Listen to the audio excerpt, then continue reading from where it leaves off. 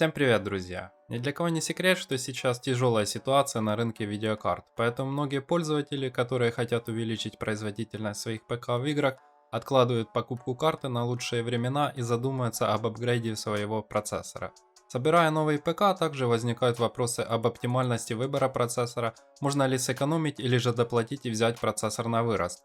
В этом видео я попробую дать ответы на эти вопросы.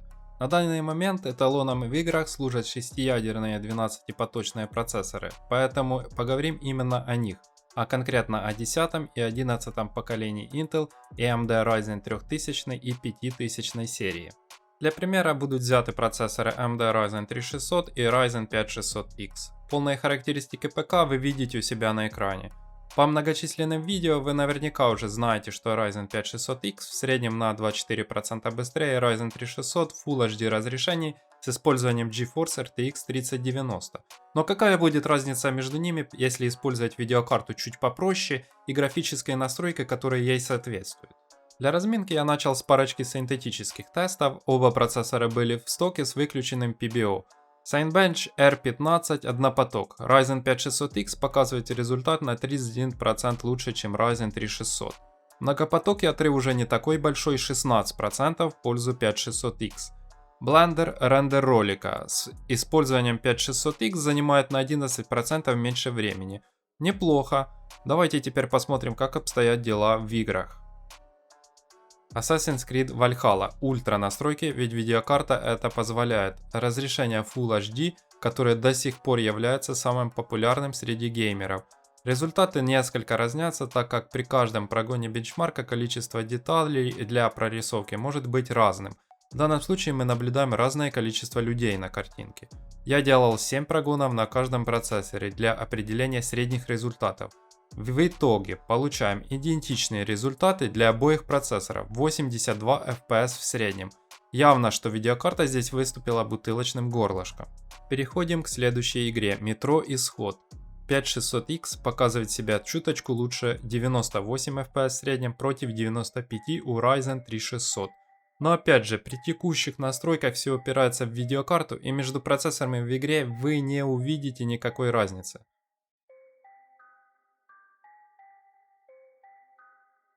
Shadow of the Tomb Raider является одной из самых требовательных к процессору игр и демонстрирует прирост при использовании Ryzen 5600X, и в итоге мы получаем на 12% в среднем FPS больше, чем у Ryzen 3600.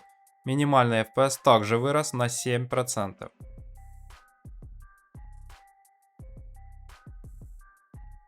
Rainbow Six Siege Ultra Preset 5600X демонстрирует впечатляющий прирост в 22% по среднему FPS и 27% по минимальному FPS.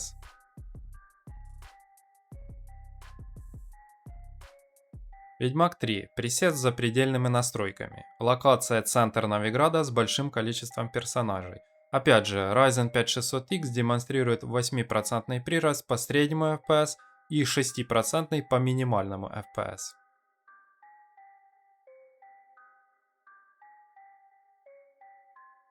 Red Dead Redemption 2. Настройки вы видите у себя на экране.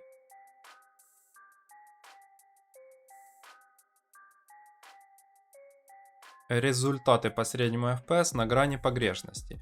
Все опять-таки упирается в видеокарту. Ну а по минимальному FPS Ryzen 5600X показывает впечатляющий прирост в 25%.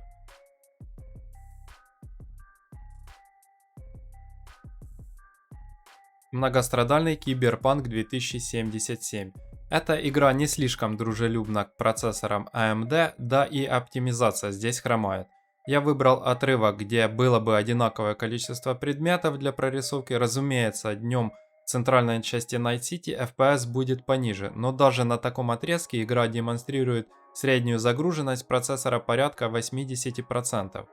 По итогу имеем почти одинаковый как средний, так и минимальный FPS. Игра требовательна как к процессору, так и к видеокарте, которая и выступила бутылочным горлышком.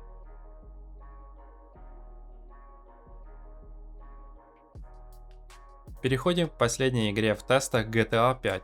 Отличная игра с открытым миром, визуальная часть которой выглядит достойно даже в 2021. Ryzen 5 600X обошел Ryzen 3 600 на 9% по среднему FPS и на 10% по минимальному FPS.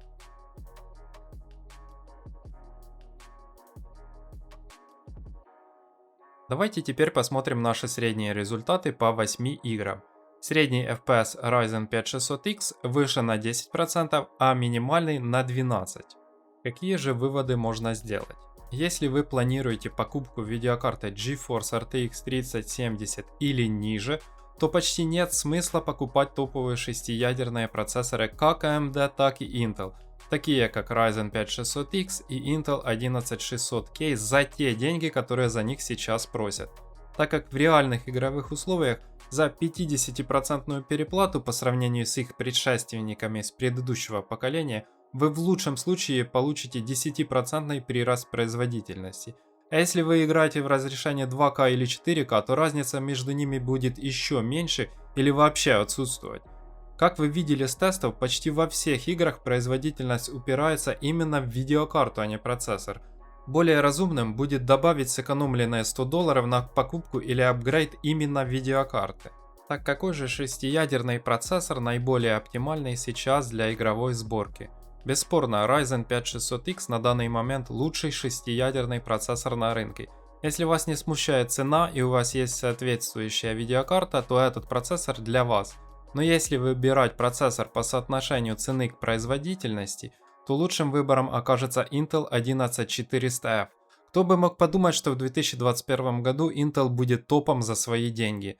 Но это касается процессора, с платформой у Intel дела обстоят не лучшим образом. Если вы подбираете бюджетную материнскую плату на чипсете B560, то вас может ожидать неприятный сюрприз. Платы на данном чипсете могут демонстрировать разный уровень производительности процессора. На канале Hardware Unboxed есть видео про это, поэтому рекомендую вам с ним ознакомиться.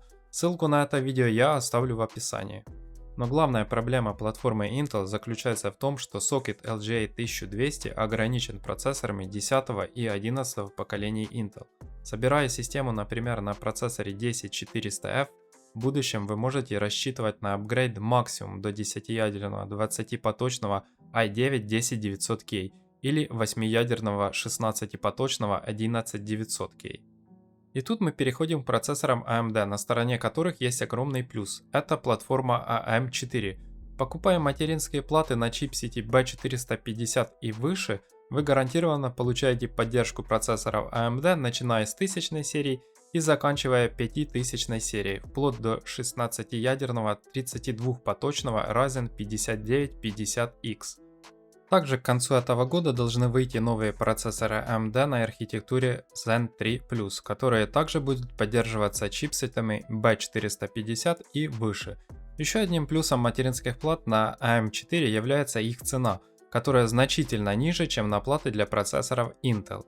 Поэтому делайте свой выбор с умом. Если вы с чем-то не согласны, то можете оставить свой комментарий под видео.